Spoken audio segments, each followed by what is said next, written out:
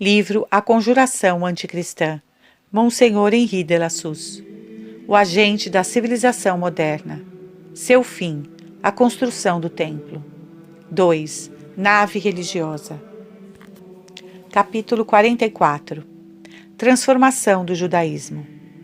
Fazer de todos os estados do Antigo e do Novo Mundo departamentos de uma só e mesma república, sujeitar todos os povos ao governo de uma convenção única, não é senão um aspecto do plano traçado pelo poder oculto que dirige a seita judaico-maçônica e, através dela, o movimento revolucionário.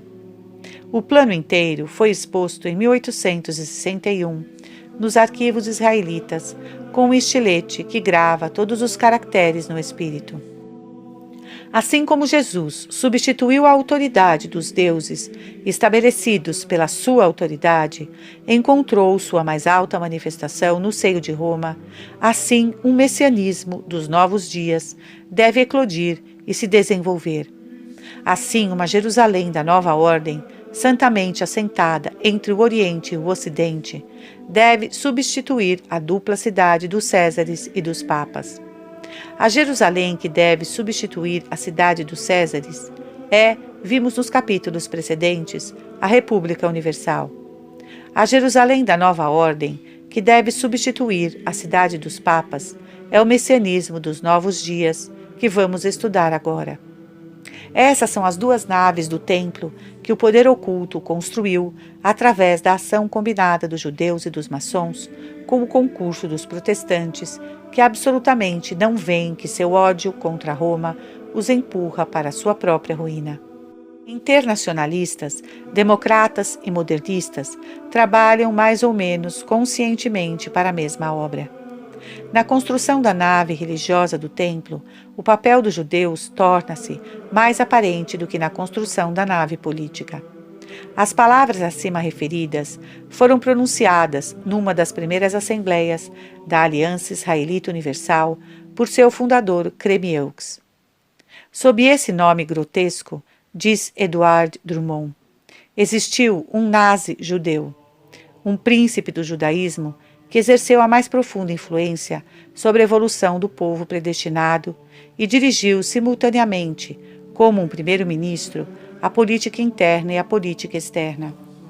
Soberano, grão-mestre do rito escocês, presidente da Aliança Israelita Universal, chefe importante da democracia francesa, Kremieux encarnou a Revolução Maçônica no que ela teve de mais completo. Ele preparou e anunciou em bom som os últimos anos de sua vida, o reino messiânico, a época esperada há tanto tempo em que as nações serão submetidas a Israel. Antes de morrer, Kremieux indicou a inscrição que ele queria que figurasse no seu túmulo. A Isaac Adolphe Kremieux, presidente da Aliança Israelita Universal. Foi sua obra, com efeito, a grande obra que ele glorificava nesses termos, a mais bela e mais fecunda instituição fundada nos tempos modernos. Tal como se encontra constituída atualmente, porque ela foi precedida de ensaios e de experiências, a Aliança Israelita Universal data apenas do mês de julho de 1860. Ela está aberta a todo o gênero humano, sob a alta direção de Israel. Seu programa é o aniquilamento do erro e do fanatismo e a união da sociedade humana numa fraternidade sólida e fiel. Sua primeira Assembleia Geral realizou-se em 30 de maio de 1861. Ela é governada por um comitê central que reside em Paris. Inicialmente, ele era composto de 40 membros.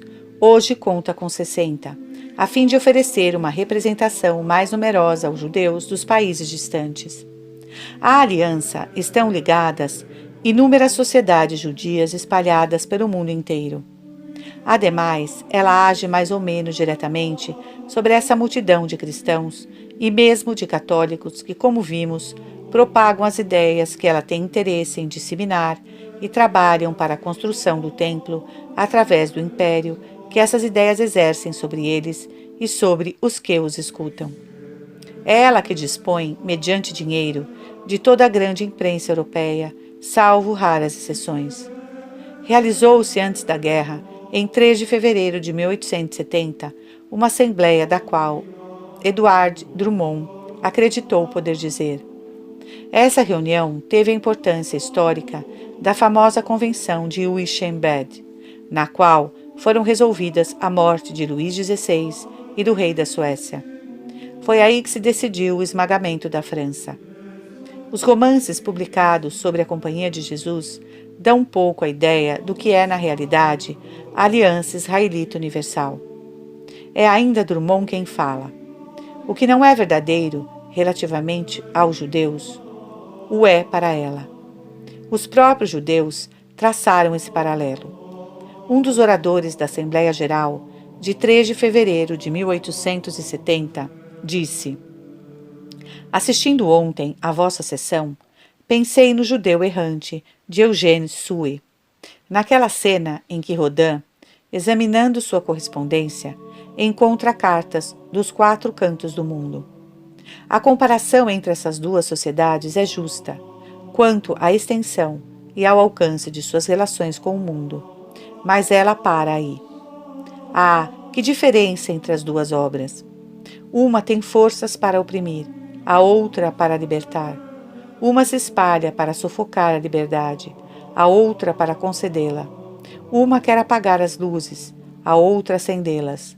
Uma espalha o frio e a morte, a outra o calor e a vida. Bravos! A aliança atribui a si o bom papel, como sempre o fez a franco-maçonaria, e nos mesmos termos. A história do tempo presente e do tempo passado está para dizer que não é a ela que pertence o bom papel. A aliança israelita trata as potências de igual para igual. Ela lhes envia notas, protestos, ultimátum, que os soberanos recebem com humilde docilidade. A França judia fornece as provas disso, e disso Crémieux se vangloriou nas assembleias que presidiu. Que ela quer? Que ela persegue? O messianismo dos novos dias, a Jerusalém da nova ordem, cujo império deve se estender ao mundo inteiro, do Oriente ao Ocidente, sobre as ruínas da cidade dos Césares e da cidade dos Papas, quer dizer, de toda a ordem política e de toda a ordem religiosa. Que se deve entender por esse messianismo dos novos dias? Os archivos israelites e os Univers israelites explicam. É uma transformação do judaísmo que dele fará a religião de todos os povos governados por uma só e mesma convenção. Para quem observa, o momento em que nos encontramos apresenta o mais repentino e inesperado espetáculo, a marcha do judeu.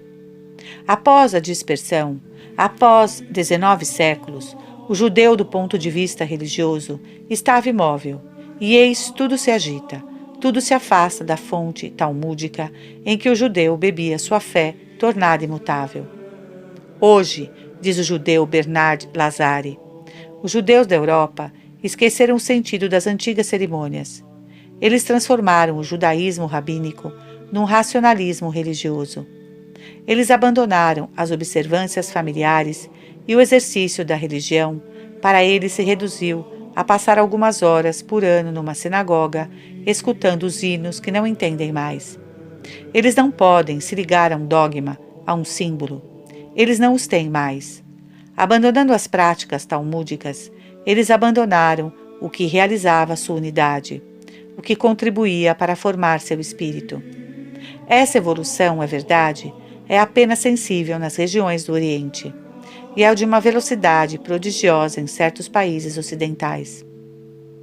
Deve-se ver nisto, diz Gougnet des Mousseaux, o sinal incontestável de uma nova época e o presságio de acontecimentos grandiosos. Eis que, dizem os homens do progresso judaico, os eflúvios da liberdade espantam as nuvens da imóvel ortodoxia, e o Talmude, que gozava de uma autoridade incontestável desde sua aparição, se vê desenhado e repelido. Não somente o antigo Código de Moisés e o Talmude não são mais do gosto da maioria, mas os próprios simulacros da ortodoxia ofuscam miríades de israelitas. Foi um jornal alemão e protestante, La Croix, que fez essa observação. Um dentre os vários fatos relatados por Gougenot des Moussucs mostra até onde vai, entre os judeus liberais, o desprezo pela ortodoxia. Um jornalista belga, judeu e livre-pensador, Berhard, foi surpreendido no teatro pela cólera, que o mandou para fora deste mundo. Seus correligionários do livre pensamento conduziram-no ao cemitério israelita e aí o grande rabino da Bélgica, Aristide Astruc, depositou sobre seu túmulo um justo tributo de saudades e de estima por este amante apaixonado da liberdade religiosa. O Moniteur des Solidaires interpretou como desprezo ou inconsequência essa intervenção do grande rabino no enterro de um livre pensador. O rabino replicou-lhe: Berhard, esse mestre do livre pensamento, nós o sabíamos. O judaísmo não exclui ninguém de seus templos durante a vida, nem dos seus cemitérios após a morte. Berhard pôde tornar-se livre pensador, permanecendo israelita. Julgam-no sempre por fora, dizem os archives israelites, segundo os hábitos da igreja estabelecida e oficial, cujo modelo nos oferece o cristianismo. Somos, ao contrário, o tipo mais absoluto de democracia religiosa, e cada um de nós é o juiz supremo da fé. A reforma não é dirigida somente ao dogma. Os progressistas querem o desaparecimento proibitivo do sabá, etc., etc. O universo israelite vai ao ponto de dizer: quem sabe, talvez cheguem eles a se vangloriar in petto de que a circuncisão, esse selo divino que carregamos na nossa carne, segundo a poética expressão do Talmude, será abolida com uma canetada. Ao mesmo tempo, um outro jornal judeu, o Neuzeit, ataca com violência, na antiga capital do Império Alemão, Viena, a vida israelita inteira, o Talmude, o Shoushana Aroush, as tradições, as cerimônias religiosas do lar doméstico. Queremos caminhar, exclamam as vozes tumultuosas dos reformistas. Não saberíamos ser a favor de um statu quo beato e ininteligente, do qual ainda existem corifeus. A imobilidade não é, sobretudo neste momento, direito nem vantagem de ninguém. Unir o passado ao presente, de maneira a preparar o futuro, através de úteis melhorias expressamente concebidas, é o segredo da duração das nossas crenças. Faz meio século que, apesar dos gritos e dos protestos daquilo que se intitula ortodoxia, realizamos numerosas mudanças vantajosas, taxadas na sua origem de subversivas e ímpias, e não estamos no final dessa fecunda transformação. A nosso ver, uma religião não é uma moral inflexível, nem uma matéria inerte que se presta a incessantes experiências. É um ser vivo, suscetível de aperfeiçoamento, que tem no passado raízes que não devem ser cortadas e se renova com uma necessária lentidão. Esses pensamentos são os pensamentos de todos os judeus de nossos dias? Não. Já dissemos, os judeus dos países orientais ainda são mais ou menos o que eram há séculos, mas também eles são trabalhados. Eis um fato que bem mostra a influência que a Aliança Israelita sabe empregar para levar adiante, mesmo nesses países, a transformação do judaísmo e preparar o futuro do gênero humano, tal como ela o concebe, quer e espera. Em 10 de março de 1908, Brice, ministro da França, em Abu Abeda, escreveu a Pichon, ministro das Relações Exteriores, que no dia 6 do mesmo mês, Roux, cônsul da França, tinha apresentado por determinação sua a Menelik, Naum e Ermil. Relatando essa entrevista com o imperador, Naum disse: cheguei a falar do renascimento de Israel e do reflorescimento da Etiópia nos tempos modernos. Os israelitas continuam a caminhar em direção ao progresso graças ao seu organismo vivo, que é a Aliança, a qual, trabalhando para esse objetivo, trabalha também para a humanidade em geral. Vemos aqui o governo da França encarregar seus representantes de introduzirem junto ao imperador da Etiópia os delegados da Aliança Israelita Universal, a fim de que esses pudessem alimentá-la com esse organismo vivo que faz Israel e a humanidade em geral caminhar rumo ao progresso. No Ocidente, se existem judeus reformistas, há também judeus ortodoxos, mas os primeiros são muito mais numerosos e os segundos cedem. Sua ortodoxia não é mais do que a sombra daquela dos seus irmãos do Oriente ou daquela de todos os judeus de outrora. Golgenot de Mossul oferece a esse respeito numerosas e evidentes provas. Não obstante, atentemos de novo para isso. Não se deve crer que o judeu, pelo fato de renegar as crenças de seus pais, não seja mais um judeu. Mesmo ao se liberar de sua lei, o judeu conserva e mantém com zelosa preocupação a sua nacionalidade. Os reformistas, assim como os ortodoxos, não importa em que nível tenham parado, ardem igualmente do zelo de manter alto e firme o estandarte nacional do judaísmo.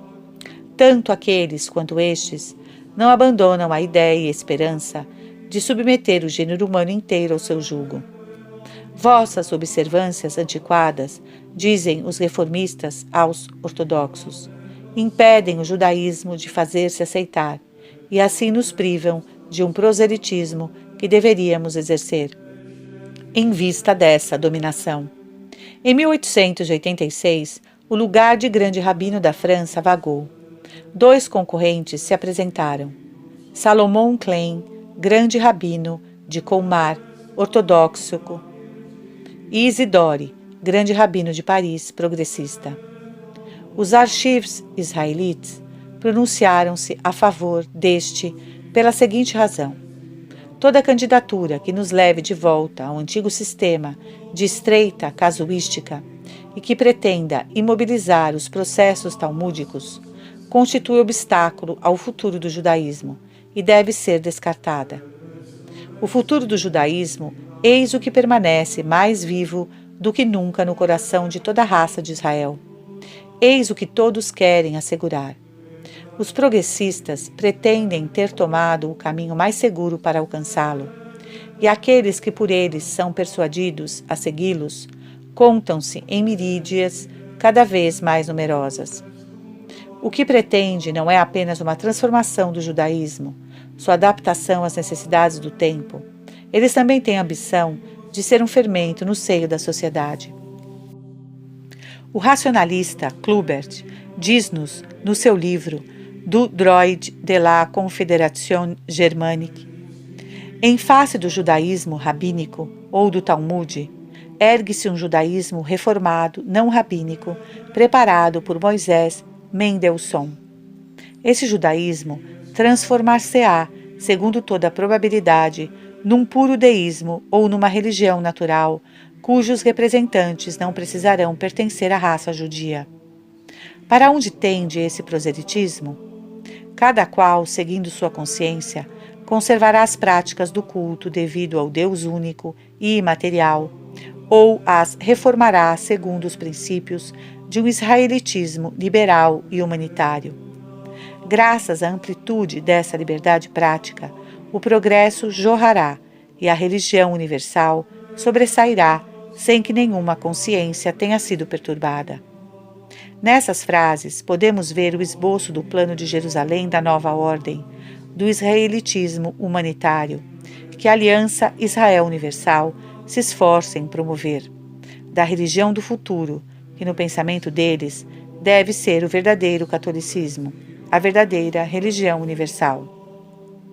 Israel transforma-se, pois, e ele diz que o faz com um objetivo de proselitismo.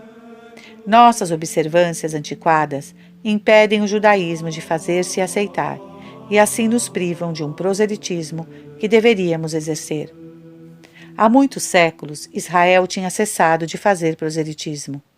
Voltou a fazê-lo e com tal paixão, com tal desejo de bom êxito, que para conduzir os outros a ele, começa por se desembaraçar a si próprio de tudo o que o diferencia. convencido de que, em matéria de religião, o espírito é tudo e a forma pouca coisa, o judeu Hipólito Rodrigues, citado pelos archivos israelitas, dirige-se sucessivamente às 3 filhas da Bíblia, o judaísmo, ao cristianismo e ao islamismo. Ele as exorta e as conjura a porem de lado as formas exteriores do culto que as separam, mistérios, sacramentos, etc., e a se unirem no terreno que lhes é comum, o terreno da unidade de Deus e da fraternidade universal. Que templos se ergam por toda parte, recebendo no seu interior todas as formas, sem distinção de origem religiosa. Que todos os corações repletos dos mesmos sentimentos de amor se expandam diante do mesmo Deus, Pai de todos os seres. Que todos sejam nutridos pelos mesmos princípios de virtude, moral e religião, e os ódios das seitas desaparecerão, e a harmonia reinará sobre a terra, e os tempos messiânicos preditos pelos profetas se realizarão. A Aliança Israelita Universal foi criada tendo em vista essa realização, e desde os seus primeiros dias se rejubilava com seus sucessos. A Aliança Israelita Universal apenas começa, e já a sua salutar influência se faz sentir longe. Ela não se limita apenas ao nosso culto, ela se destina a todos os cultos. Ela quer penetrar em todas as religiões, como penetra em todos os países. A religião judia é a mãe das religiões que espalham a civilização. Assim, à medida que a filosofia emancipa o espírito humano, as aversões religiosas contra o povo judeu se apagam. Muito bem, senhores, continuemos nossa missão gloriosa. Que os homens esclarecidos, sem distinção de culto, se unam nessa aliança israelita universal, cujo fim é tão nobre, tão sabiamente civilizador. Fazer cair as barreiras que separam aquilo que um dia deve se reunir, eis, senhores, a bela, a grande missão da nossa aliança israelita universal. Caminhemos firmes e resolutos na via que está traçada. Convido a nossa associação, nossos irmãos de todos os cultos, que venham a nós, e com que solicitude iremos até eles. É chegado o momento de fundar sobre uma base indestrutível uma associação imortal. E como finalmente chegam os tempos em que os fatos se apressam em responder às palavras, o mais vasto, o mais maravilhoso dos templos, um templo cujas pedras são vivas e dotadas de pensamento, se ergue para receber no seu interior elástico, sob a bandeira, para sempre sagrada da razão e da filosofia, tudo que o gênero humano encerra em seu seio de generoso, de hostil ao mistério e à ignorância, de verdadeiros filhos da luz e da liberdade. Esse templo abrigará no seu interior a religião judia, que sobrevive a tudo e que nada abala. Religião ampliada e digna de toda a humanidade. Gougenot des Monceaux resumiu assim uma página do Universo Israelite. Páginas 223, de 1869. Não resta quase mais nada aos filhos do progresso, senão empurrar com o pé uma religião enferrujada, o catolicismo, e o dia de sua queda se faz pressentir. Eis a razão que ele dá. Inaugurada pela sábia e espetacular Alemanha, a renovação dos estudos teológicos aclimata-se na França, a qual, graças ao seu espírito generalizador e expansivo, pode ser chamada a realizar, pela síntese religiosa, o que ela fez um dia pela reconstituição civil e política do mundo. E todo israelita deve experimentar o desejo de cooperar nesta guerra, na qual estão comprometidos seus mais sagrados interesses. Para o pensamento judeu é preciso, pois, que refundida, como o foram pela Revolução, o direito à história, a teologia romana se ponha de acordo com a filosofia sobrenatural, quer dizer, verdadeiramente anticristã e digna das luzes da ciência moderna, una e cimente, uns aos outros, os membros da grande família humana. Homem ou ideia, o Messias, que o judeu espera, está a chegar. Seu dia está próximo. Tal é a ambição, tal é a esperança de Israel. Não falamos do judeu de hoje, porque ele sempre teve a pretensão de dominar todo o gênero humano, mas hoje ele torna precisos seus meios e se crê na véspera de o conseguir.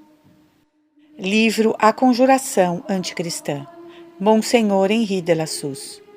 Capítulo 45. O israelitismo humanitário.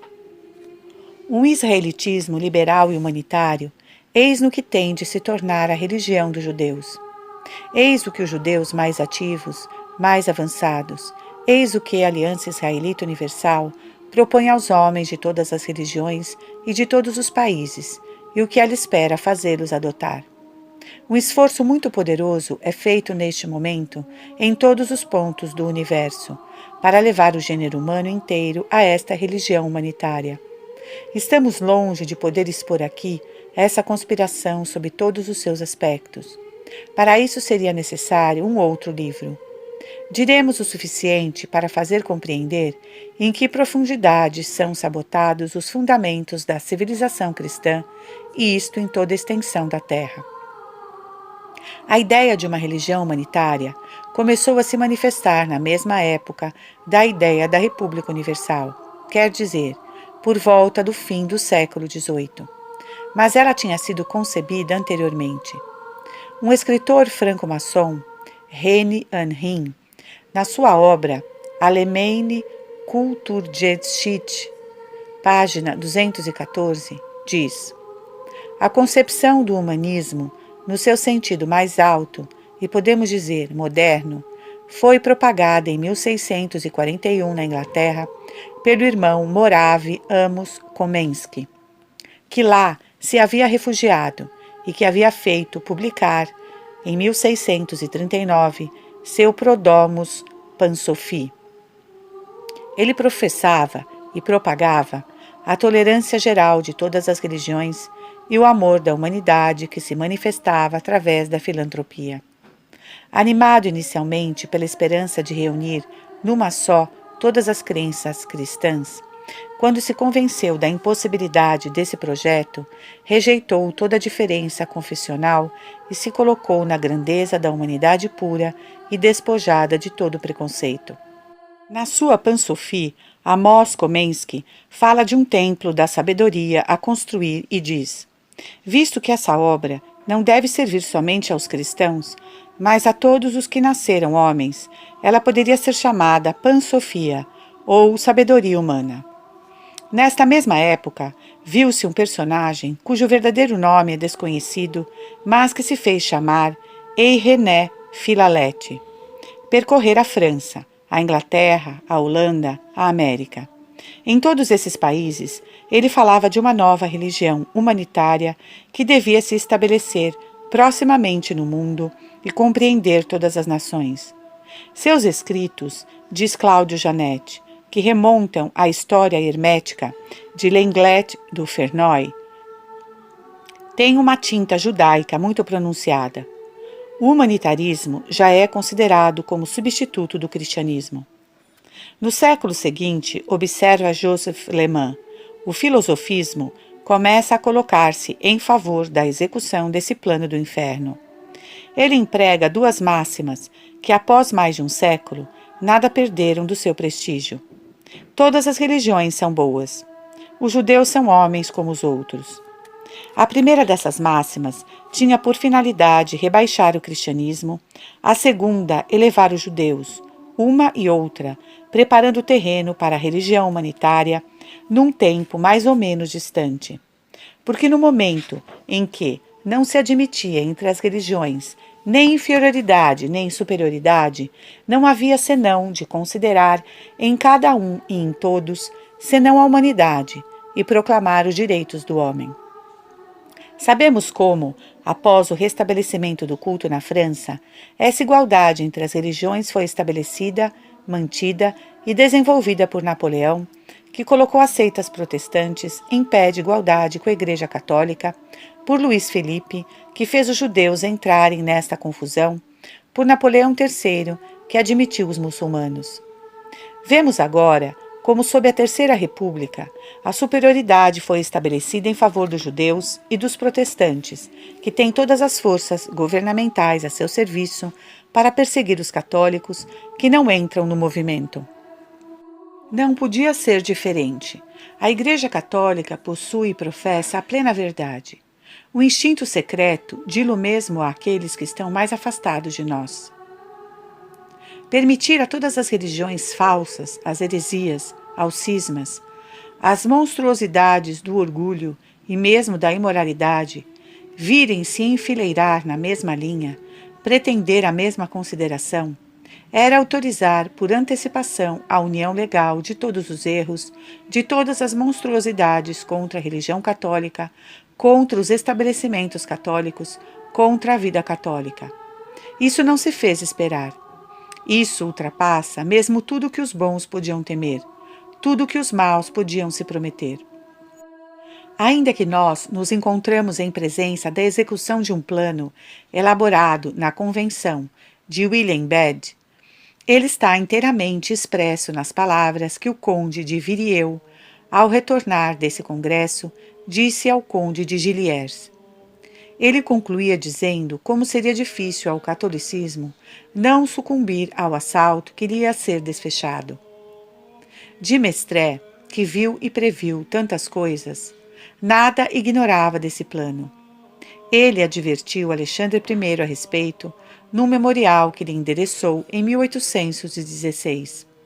Aí ele diz: há com toda certeza, segundo todas as aparências, sociedades propriamente ditas, organizadas para a destruição de todos os tronos e de todos os altares. Ele acrescentava que os judeus tiravam um grande partido dessas sociedades. Ele poderia ter dito que eles eram a alma delas. Em 1860, pareceu chegada a hora de se porem resolutamente à obra. O judeu Kremieux, encarregado de preparar os caminhos para o reino do humanitarismo, instituiu a Aliança Israelita Universal, como vimos no capítulo precedente. O meio mais poderoso que pôde ser inventado para realizar seu programa, para buscar as pedras vivas que devem entrar na construção do templo, foi a escola neutra. Não é uma coisa prodigiosamente espantosa ver todos os estados, católicos ou protestantes, monarquias ou repúblicas, promulgarem quase ao mesmo tempo as mesmas leis para imporem a neutralidade do ponto de vista religioso no ensino da juventude? Como explicar, fora da conjuração anticristã, um tal acordo para uma coisa tão monstruosa e cujos efeitos foram logo tão funestos que vários estados apressaram-se em corrigir sua legislação sobre esse ponto? De outra parte, que coisa mais eficaz do que essa neutralidade escolar para alcançar o objetivo visado pela Aliança Israelita Universal? As crianças educadas na ignorância das verdades religiosas pertencem efetivamente ao israelitismo liberal e humanitário. Eles são os elementos apropriados da religião universal, desse catolicismo que permitirá a realização dos destinos de Israel. A prova de que o judeu é o instigador desse movimento encontramo-la no livro que publicou um inspetor da academia, Pajot. Depois de dizer que os alunos das escolas normais perdem infalivelmente a fé e que era necessário, em consequência, substituir a fé por uma forte cultura moral independente de todo ensino confessional, ele adota o linguajar da Aliança Israelita Universal e diz: essa cultura moral é também uma fé, uma religião, mas uma religião superior a todas as outras e na qual elas podem e devem se confundir. Ao lado, e não, tememos dizer, acima das religiões que dividem os espíritos, há lugar para uma religião verdadeiramente universal, aceitável por todos os espíritos pensantes e que encerra as religiões particulares como o gênero encerra as espécies. Não é palavra por palavra o linguajar dos arquivos israelitas e da Aliança Israelita Universal?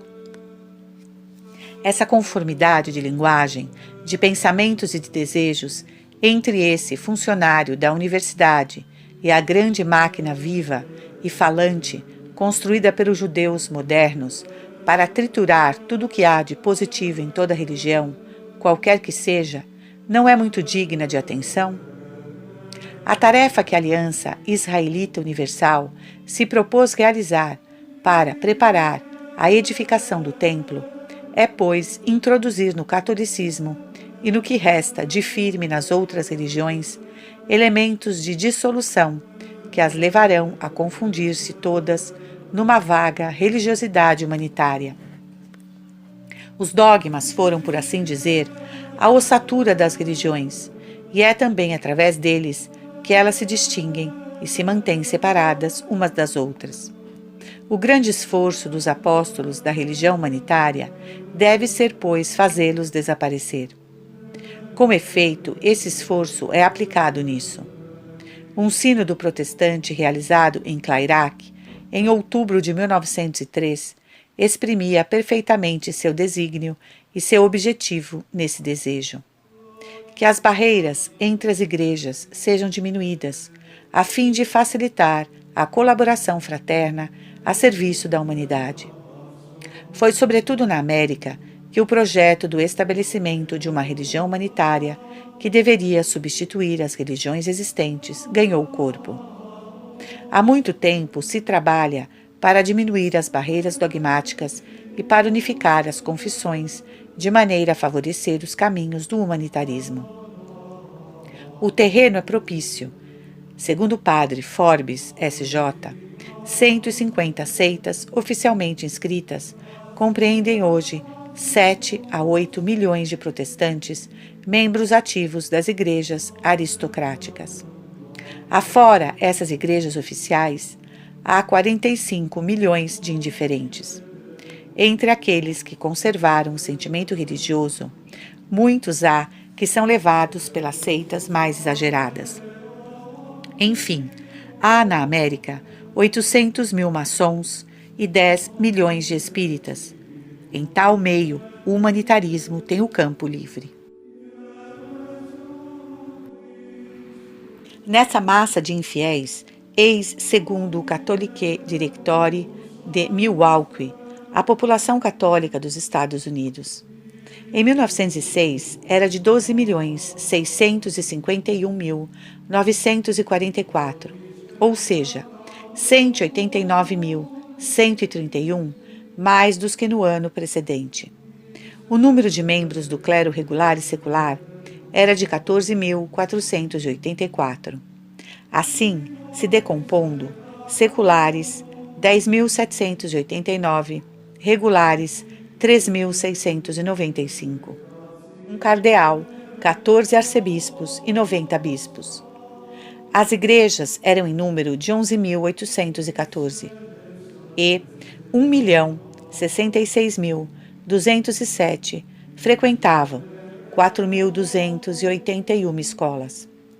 Esses números se aplicam apenas aos Estados Unidos continentais e não levam em conta nem Porto Rico, nem as Filipinas. Mais do que o número, importa conhecer a disposição de espírito. Recentemente, um escritor francês, Henri Bargy, publicou um livro intitulado La religion dans la société, aux états unis.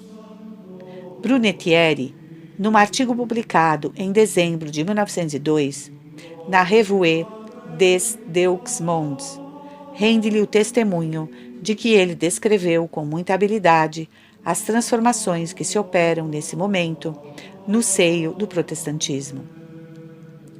Brunetière registra, assim, o termo dessa transformação.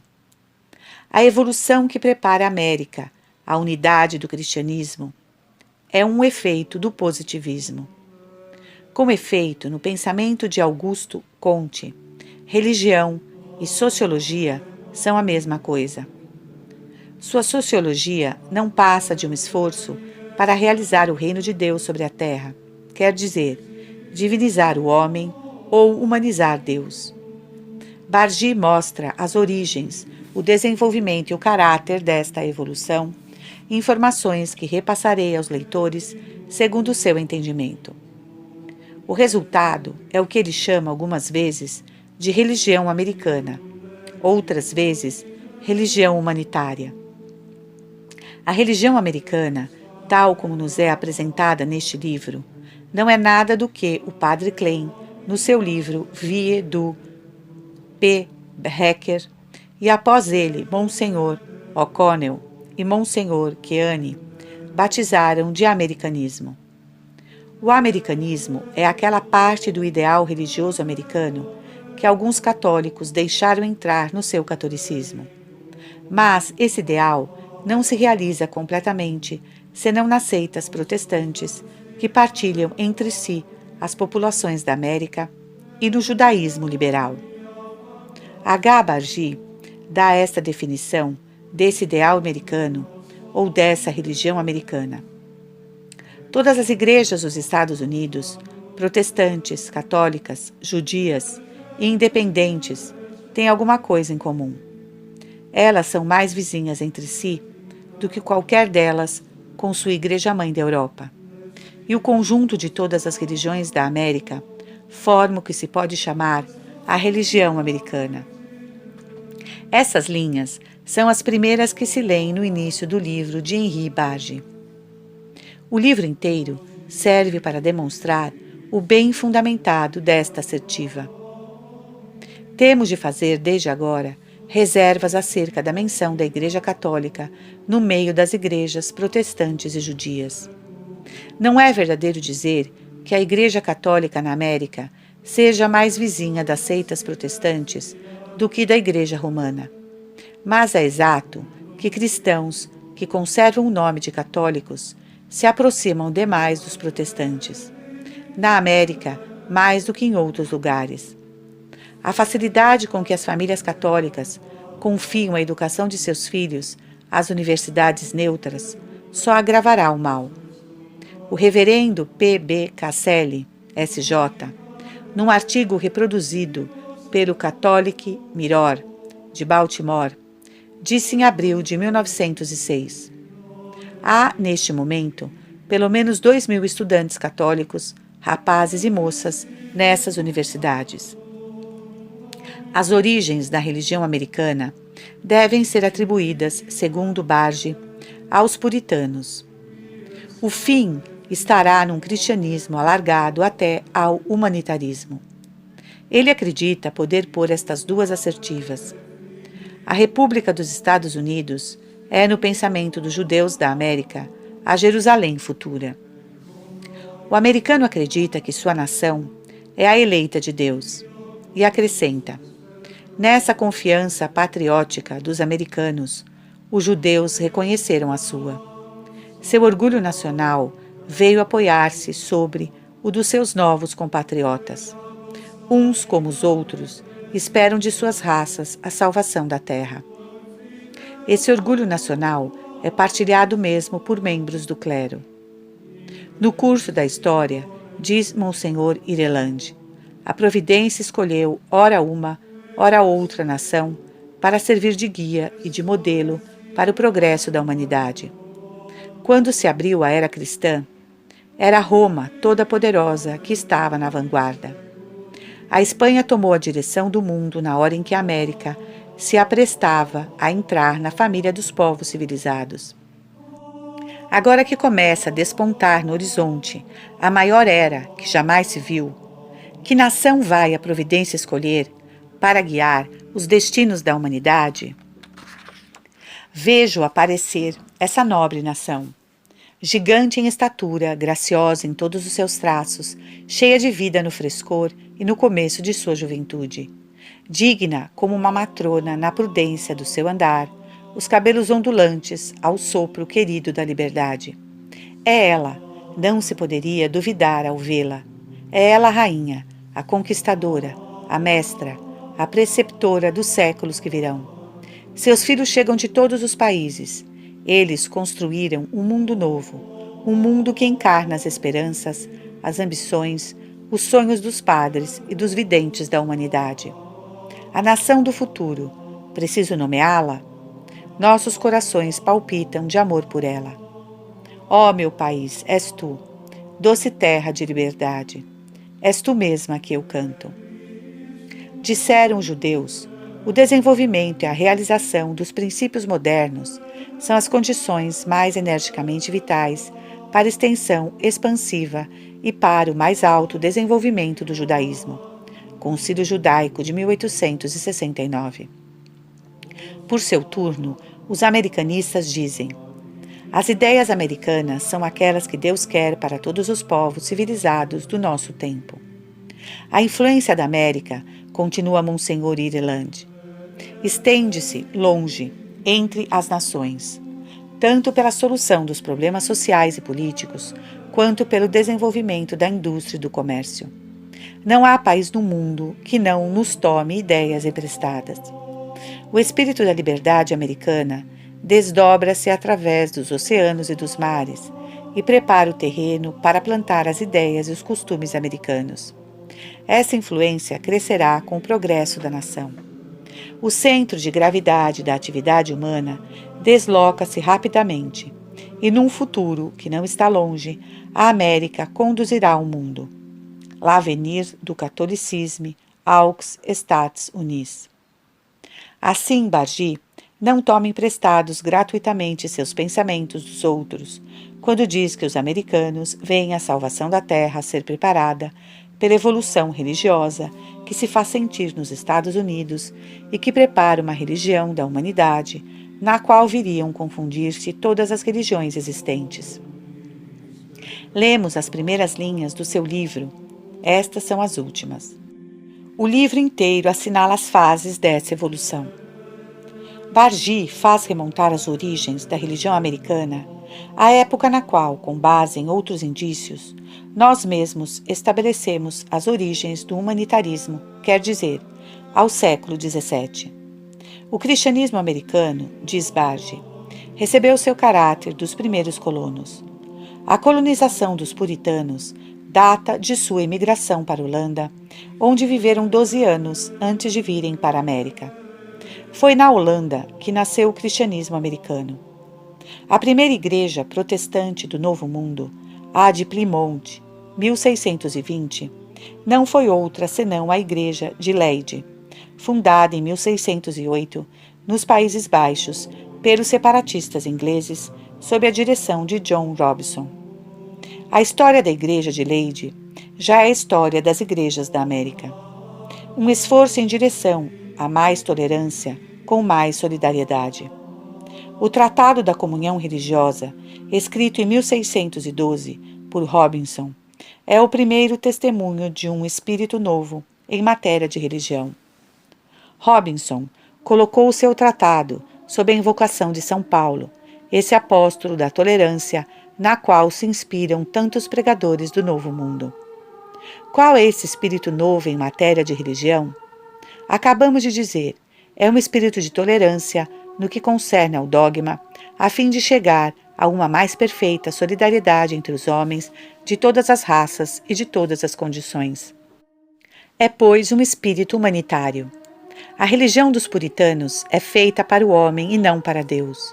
Eles são devotos da religião naquilo que ela tem de social e negligenciam o que ela tem de dogmático. Inicialmente, isso se deu como um instinto que ganhou uma a uma todas as seitas protestantes residentes na América. De 1820 a 1830, esse instinto se tornou, com Channin, um sistema filosófico que tomou o nome de unitarismo. Seu autor caracteriza-o assim: uma religião que se recusa a se definir. Seu único dogma é a indiferença pelos dogmas. Nós seguimos apenas um sistema, excluir a controvérsia. Descartando assim a verdade revelada, ele fez da sua religião uma filantropia, o aperfeiçoamento do homem pelo aperfeiçoamento da sociedade. Em 1830 a 1840, formou-se o grupo dos transcendentalistas. Ao lado dos unitários, e mais alto do que eles, diz Bargy, eles encarnam o que caracteriza a América, união do sentimento cristão e da razão positiva. Eles reconciliam o espírito evangélico e o espírito racionalista, fazendo com que ambos sirvam à ação social. Conciliadores por excelência, personificam o horror americano às controvérsias e às polêmicas. Conciliam todas as contradições aparentes, cristãos e racionalistas, individualistas e socialistas. São tipicamente americanos. A influência dos transcendentalistas, diz ainda Bage, como a dos unitários, espalhou-se por toda parte. Reconhecemo-la nas sociedades de cultura moral, nas igrejas liberais e mesmo nas igrejas ortodoxas, na literatura e no jornalismo, na educação, na corrente de ideias imponderável e todo-poderosa, que faz o modo de sentir e de pensar de um povo. Após ter passado dos puritanos para os unitários e dos unitários para os transcendentalistas, o cristianismo americano encontrou seu termo na Sociedade de Cultura Moral, Society for Ethical Culture. É o tipo da igreja sem dogma. Ela não ensina a morrer, mas a viver. Ela é uma escola de energia prática, que faz do aperfeiçoamento do homem, através do aperfeiçoamento da sociedade, o próprio objetivo do cristianismo transformado. Numa palavra, o cristianismo, pela transformação que a religião humanitária quer lhe fazer sofrer, não será outra coisa que não o socialismo. A verdadeira forma e a forma verdadeiramente moderna da religião, diz um jovem publicista italiano, Guilherme Ferrero, é o socialismo alemão. E Brunetieri retoma a ideia. Por que o socialismo alemão? É preciso dizer o socialismo em geral. Na França como na Alemanha, na Itália como na Inglaterra, o socialismo sem epíteto, o socialismo das multidões, quero dizer, o socialismo considerado não nos programas ou através da eloquência dos políticos que se servem dele como carreira e via de acesso à fruição do poder, mas nas aspirações dessas massas populosas que seus pregadores agitam, sublevam e arrastam. Menos francês, mas internacional e mais universal do que a nossa revolução. Aquilo que o socialismo aspira a realizar é propriamente o reino dos céus sobre a terra. É o sonho da fraternidade universal no amor universal. Não é para após a morte, nem outra vida, da qual a vida presente seria apenas um caminho doloroso, mas é sobre a terra e para amanhã que o socialismo promete aos seus adeptos a realização do reino dos céus. O que certo é, não sendo as esperanças concebidas como imediatamente realizáveis, mas realizáveis num futuro indeterminado, o entusiasmo que elas inspiram aos que delas partilham é por si só uma espécie de religião. O socialismo é, com efeito, exatamente a forma concreta da religião humanitária, ou, se quer assim, o termo da civilização moderna, se ela conseguir suplantar, durante algum tempo, a civilização cristã.